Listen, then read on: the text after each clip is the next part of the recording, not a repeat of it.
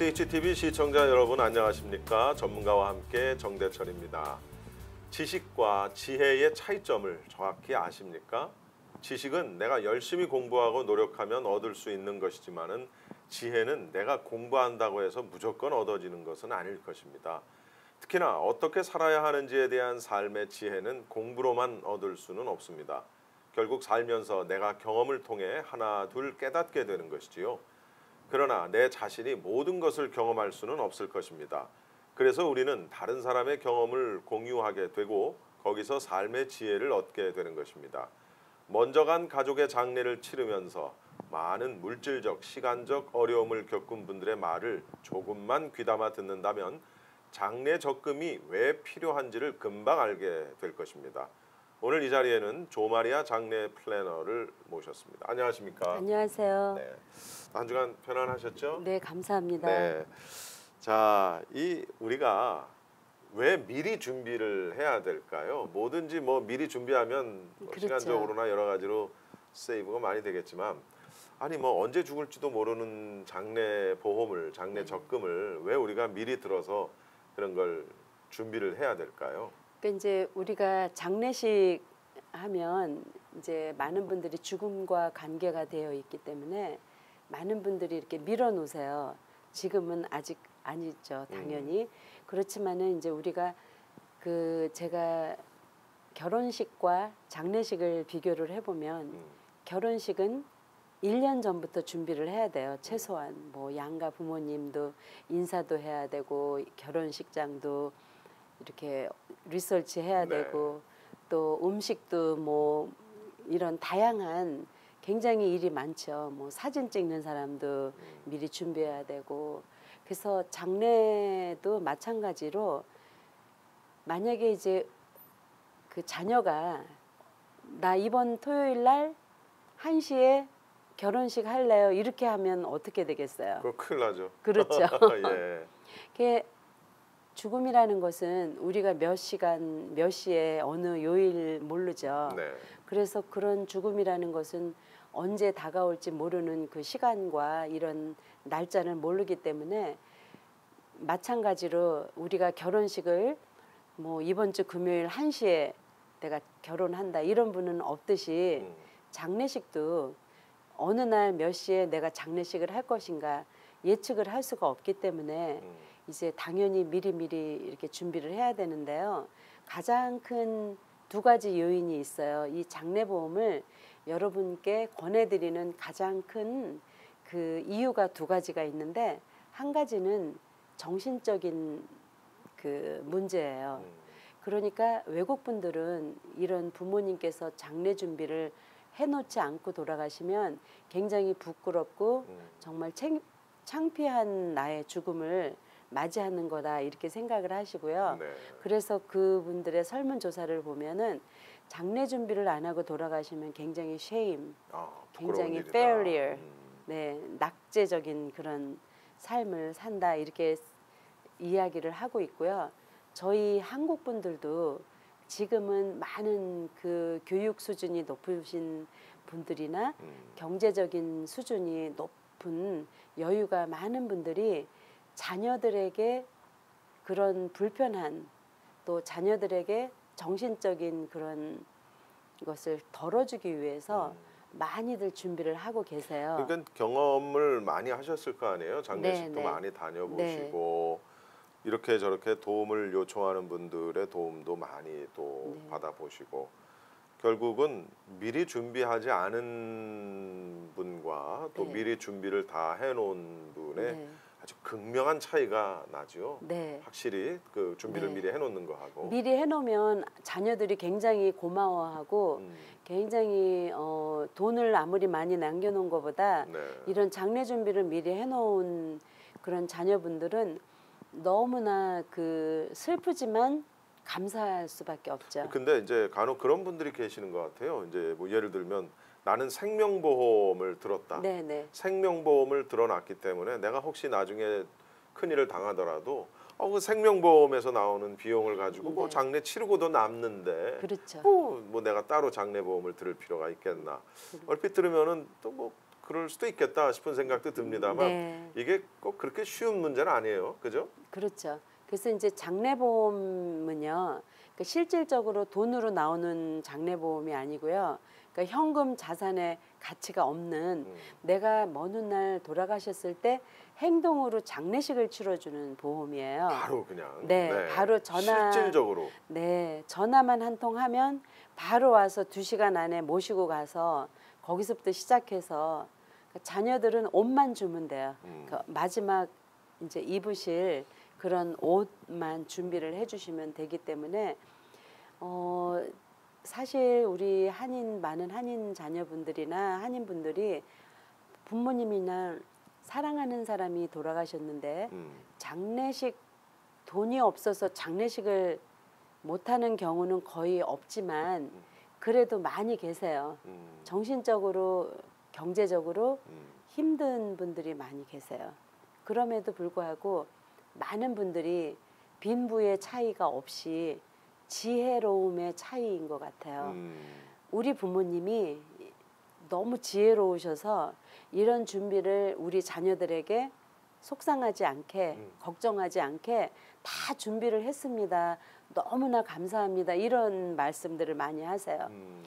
아이러니하게 준비를 많이 해놓으신 분들의 그런 장례식은 별로 못 해봤어요. 근데 거의 다 제가 정말 분주하게 24시간 뭐 새벽에 돌아가셨는데 아무런 준비가 안 돼 있습니다.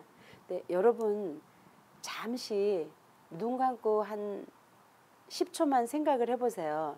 내가 죽었을 때 과연 나의 장례식을 어느 사람이 누가 해줄 것인가. 그러면은 굉장히 답이 나올 거예요. 그리고 그 사랑하는 사람들에게 이런 정신적인 또 경제적인 그런 부담을 주기를 네. 원하는 부모님은 없겠죠. 아무도 없어요. 네. 네. 근데 아까 조금 전에 제가 네. 그 생명보험 얘기를 했는데 네. 생명보험에 이제 아무래도 돈을 좀 목돈을 받게 네. 되는데 그걸로 하면 되지 않느냐 그러는데 그게 쉽지 않잖아요. 그러니까 그 이제, 얘기를 좀 잠깐 해주세요. 그러니까 모든 장의사에서 이제 내가 30만 불짜리 장례보험 증서가 있어요. 그러면은 30만 불짜리 장례보험 증서를 갖다 주면 거기에서 10,000불이 장례 비용이다. 그러면은 10,000불만 장의사에서 띄기 때문에 10,000불에 대한 수수료 15% 1,500불을 띄겠죠. 그렇게 하고 나머지는 이제 10만 불짜리면 11,500불을 뺀 나머지를 돌려줘요. 그런데 그 과정이 3주 후, 아무리 빨라도 3주 후나 그러니까 생명보험을 네네, 30만 생명보험. 불짜리 생명보험을 네네. 들었을 때 그러니까 10만 불이건 30만 불이건 생명보험은 모든 장례식 과정이 끝나고 난 다음에 장례 그 사망 진단서 데스 서티피케이트이 나와야지 돼요.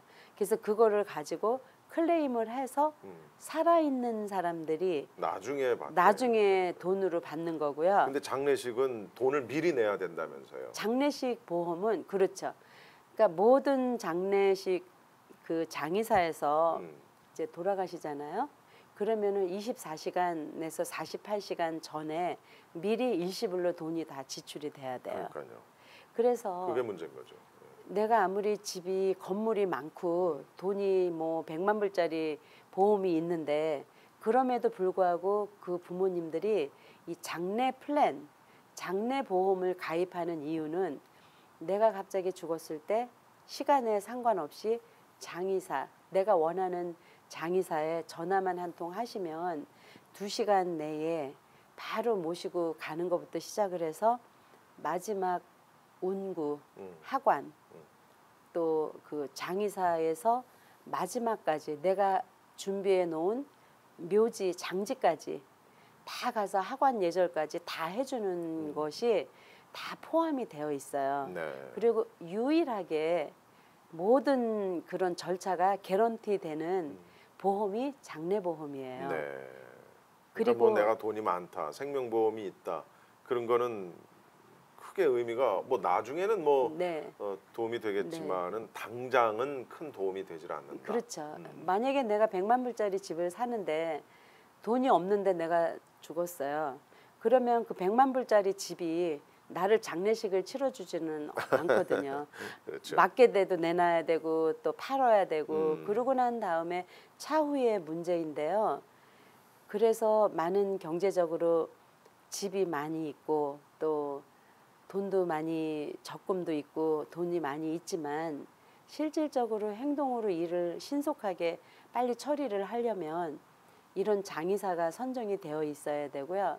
두 번째 이유는 시간이 굉장히 절약될 수 있어요. 근데 이 장례 플랜 보험을 가입을 안 하시잖아요.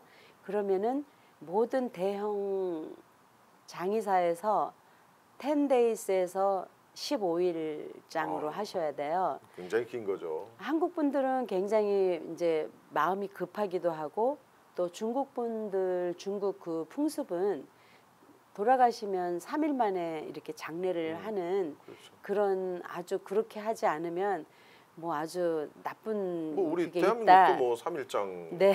전통적으로 네. 관습적으로 지켜왔죠. 맞습니다. 네. 그래서 그렇게 하는데 만약에 돌아가셨는데 아무런 준비가 없이 돌아가시고 난 다음에 장의사에 가셔서 이런 나무관을 고르고 비석을 고르고 이런 셀렉션을 모든 장례 준비를 하는 과정이 보통 한 3시간에서 5시간 걸리고요. 네. 또 아무것도 아닌 것 같은데 굉장히 시간이 많이 걸리고요. 묘지를 미리 준비를 했음에도 불구하고 묘지에 가셔서 이런 마지막 파이널 그 서류를 작성을 하고 확인을 하고 이러는 과정이 역시 3시간, 4시간이 걸립니다. 네. 그래서 미리 준비를 하시면 훨씬 더 시간을 단축할 수 있고 5일장으로도 하실 수가 있지만 이런 것들이 아무것도 없는데 돌아가셨다 그러면은 15일장 이렇게 막 10일장 이런 장례식을 길게 하셔야 되기 때문에 한국 분들은 그것이 커다란 이유가 되는 네. 거예요. 네. 그래서 경제적인 거 아무리 내가 생명보험이 100만 불짜리가 있어도 장례식이 다 끝나고 나서 사망진단서를 가지고 첨부를 해서 어타치를 해서 클레임을 해야지 돈이 우리 자녀들이나 나머지 가족들에게 돈이 나오는 거죠. 네. 상조회 얘기도 좀 해주세요. 우리 그 어떤 분이 네. 나는 상조회에 가입했어라고 이렇게 말씀을 하시는데 제가 그 얘기를 듣고 아 그렇지 상조회라는 게 있었지. 근데 이제 상조회가 정확하게 어떻게 어느 선까지 이게 도와주는 거예요? 상조회는 이제 딱 10,000불 정도의 그 금액이 딱 정해져 있고요. 네. 이제 500불 아마 도네이션으로 해서 9,500불을 받으세요. 그런데 20년, 25년 전에는 그 9,500불을 받으셔서 묘지가 500불이고 장례비 한 3,000불이고 또 그 손님들 문상객들 식사하는 거 비용 한 1,000불 그래서 다 쓰고도 몇천 불이 남아서 가졌어요. 상조회를 들어서. 근데 요즘에는 그 상조회는 죽을 때까지 내야 돼요. 돌아가시기 전까지. 아, 얼마씩이요? 그거는 뭐, 모르겠어요. 다 뭐 다른 이제 한 달에 뭐 돌아가신 분이 7명이다 그러면 70불 내고 10명이다 그러면 100불씩 내야 되죠. 매달. 그리고 뭐 5명이다 그러면 50불 내시고 근데 일반적으로 보통 한 70불 정도 내신다고 들었거든요. 네. 정확하지는 않습니다. 그런데 이제 많은 분들이 많은 컴플레인을 하시는 게 이거 상조회 들은 지 벌써 15년 됐다. 아직도 내가 죽으려면은 멀었는데 그렇다고 일찍 죽을 수도 없는 거고 그렇다고 14년 동안 냈는데 이제 와서 취소하면은 아무것도 안 돌려줍니다. 왜냐하면 그동안에 내신 거는 그달 돌아가신 분들 유가족한테 벌써 이미 페이가 됐기 그렇죠. 때문에 네. 그래서 돈을 돌려드릴 수가 없는 거거든요. 그래서 상조회를 그 가입을 하시면 사실 그 월페어 타시는 분들은 상조회가 캐시 밸류가 있잖아요. 캐시로 타니까. 그러니까 사실은 불법이라고 볼 수 있죠. 그래요? 그래서 이제 모르게 비공식으로 이제 상조회를 들어서 그 참 많은 도움이 되시기 위해서 이제 자녀들에게 상조회 돈을 10,000불의 돈을 자녀들에게 이제 유산으로 남겨주기 위해서 가입하시는 게 상조회입니다. 네. 그래요. 뭐 저 하여튼 잘 모르겠습니다. 상조회.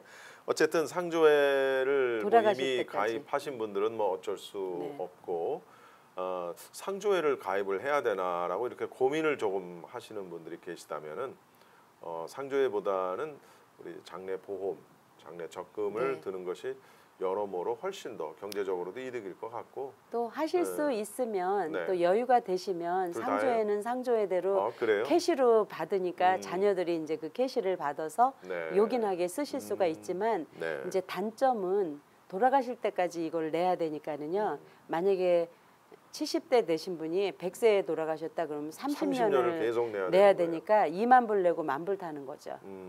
그래서 그래요. 하여튼 그런 뭐 거는 장단점이 참조를. 다 있네요. 네. 캐시밸류가 있는 건 장점이지만 나중에 그러나 네. 또 계속 너무 많이 낼 수도 있고. 그렇죠. 하여튼 그런 저런 부분들을 아직 상조회를 가입을 안 하셨던 분들은 좀 고민하고 계신 분들은 우리 조마리아 상담사님하고 한번 의논을 해보는 것도 좋을 것 같은데요. 근데 거기에 글쎄요, 네. 이게 또 괜히 또 얘기 잘못하면 또 글쎄요, 안 그 좋죠? 상조회 왜냐하면 상조회 하시는 분들도 많이 계시고 네, 이미 가입하신 분들도 상조회도 많이 도움이 계시고. 되죠. 만약에 뭐 내가 뭐 2,000불밖에 안 냈는데 돌아가셨다 그래도 그 현금이 받으니까. 캐시가 나오니까 나름대로 장단점이 있으니까 장단점이 여러분 다 있어요. 오해하시지 말고요. 네. 상조회 하시고 싶으신 분들은 상조회 가입하셔도 됩니다. 네, 그래요. 하지만 제가 추천해드리는 이 장례보험은 현실적으로 실질적으로 장례를 치를 수 있기 때문에 자녀들에게 안전하게 나의 먼 미래에 장례식을 자녀들이 걱정 없이 다 치를 수 있는 그런 확실한 보험입니다. 네.